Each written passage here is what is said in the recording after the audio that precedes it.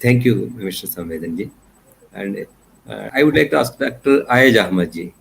Dr. Ambedkar told us that about the ideal society. What is the ideal society? Dr. Ambedkar said 10 doctors, 20 engineers, and 30 advocates. When they work together, that will be the ideal society.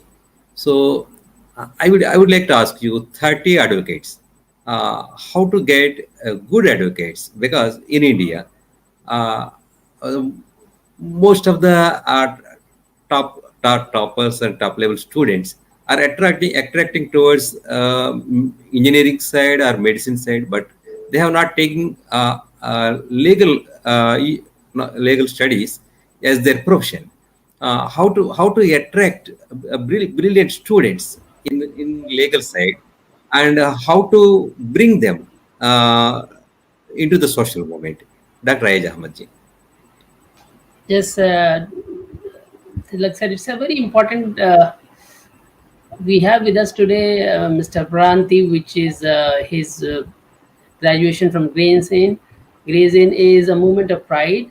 Your question relates to it. It's a movement of pride for all of us, for the entire Bahujan community and Ambedkarite community. But it is also a sobering movement for all of us. Why is it that it took so long for an Ambedkarite to pass out of the Gray's Inn after Ambedkar?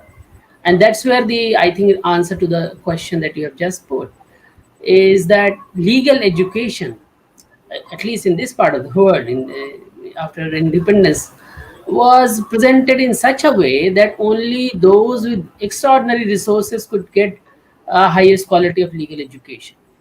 As a result of which, people from scheduled caste, scheduled tribe, other backward classes, Bahujan marginalized communities, they could not get the quality legal education. Although we after independence saw proliferation of legal education, law colleges, law departments here and there, but the quality which is needed to excel at the top, that quality of legal education had a very premium price, which most of us could not, members of the Bahujan community could not afford.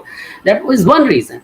Second reason is the reforms to legal education which was undertaken in the late 80s, 1980s in the form of national law universities.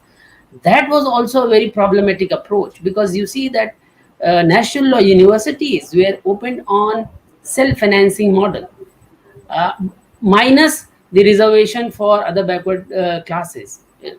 So these two things, self-financing model where only those who have got resources they can enter, and then a whole, more than 50% population students could be completely excluded from legal education. Those two things. And third, putting too much of premium and emphasis on medical and engineering education, precisely so that legal education does not receive the kind of importance that it deserves in a society which is governed by rule of law.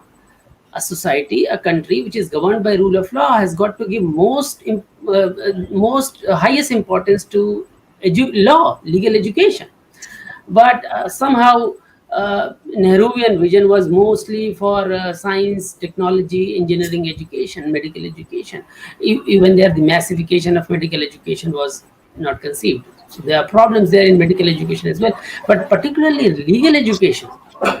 Before the reforms till 1980s and after the reforms, it has been structurally designed in such a way that people from Bahujan communities cannot receive it.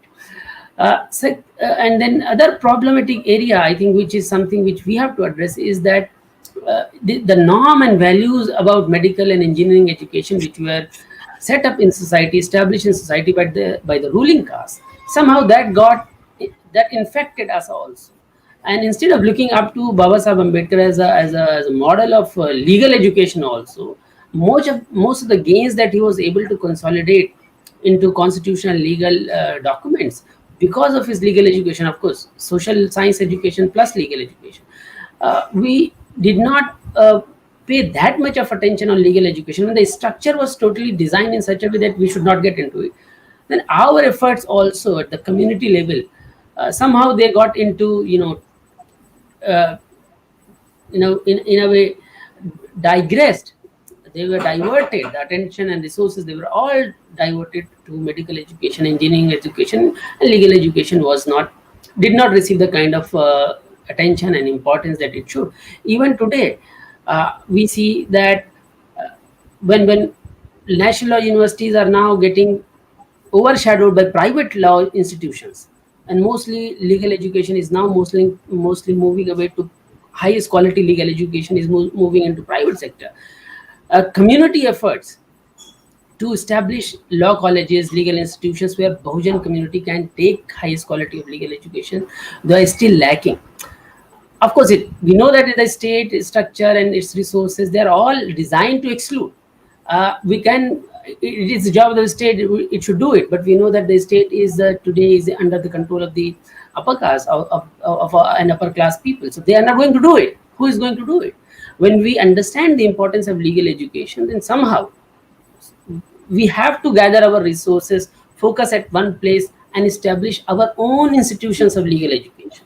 So that massification of highest quality of legal education among Bahujan students, uh, it can be done, it can be achieved, and that's the only situation in which we can move into the direction in which Mr. Pranti was pointing out, to do pro bono work, to be able to exercise a right of audience, to advance the cause of marginalized section, and also to this the topic of today's discussion, role of advocates in social revolutionary movement. Social revolution, by its very definition, means fighting against the powers of the day, trying to change and overturn the status quo, and that calls for accumulation of skills, abilities, characteristics, which is fearless, which is to the point, which is aligned with the interests of the marginalized people, uh, to be able to do that.